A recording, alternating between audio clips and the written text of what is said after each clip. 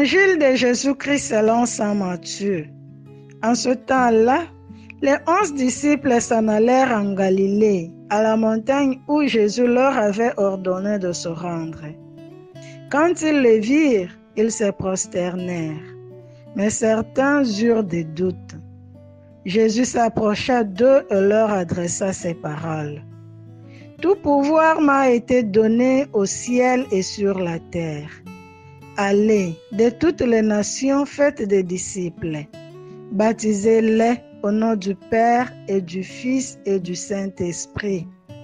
Apprenez-leur à observer tout ce que je vous ai commandé.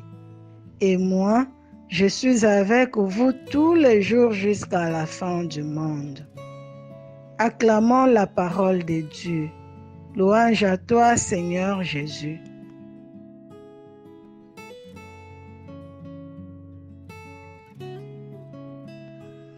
Chers auditeurs des 3 minutes de l'Évangile, nous célébrons aujourd'hui le dimanche de la Sainte Trinité. Dans son Évangile, Saint Matthieu nous présente Jésus qui donne à ses disciples la mission d'aller partout dans le monde entier pour faire eux aussi des disciples, les baptisant au nom du Père et du Fils et du Saint-Esprit. Formule trinitaire avec laquelle nous nous engageons chaque jour à confier nos pensées et nos actions au grand Dieu trinitaire, créateur du ciel et de la terre. Au fait, la Trinité n'est pas une conception abstraite permettant d'imaginer une vie dans l'au-delà. Elle est présente dans l'Église et dans l'histoire. La communion éternelle que Dieu a toujours été vient habiter au milieu de ceux qui ont vu le Fils mourir pour eux par amour.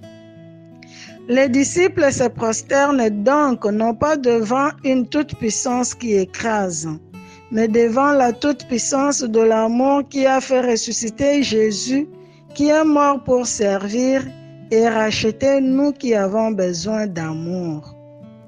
La toute-puissance de Dieu vise donc à conquérir, presque à arracher de toute manière possible les ouïes de sa créature, afin de la mettre à l'abri de la mort éternelle.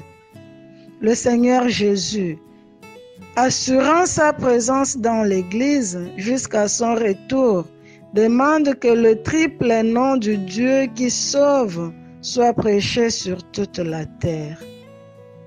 Faire des disciples et baptiser signifie partager le don du salut qui nous a été donné, précisément pour avoir connu le grand amour de Dieu. Et ce salut consiste en une communion avec Dieu. Nous ne sommes pas sauvés seuls, comme des îles ou comme des héros, mais nous marchons ensemble vers le même Dieu unique. Communiquer au monde que le Christ est ressuscité des morts et que l'héritage de sa Pâque nous attend au ciel avec notre Dieu qui est Trinité d'amour. Bon dimanche et bonne fête de la Sainte Trinité à tous.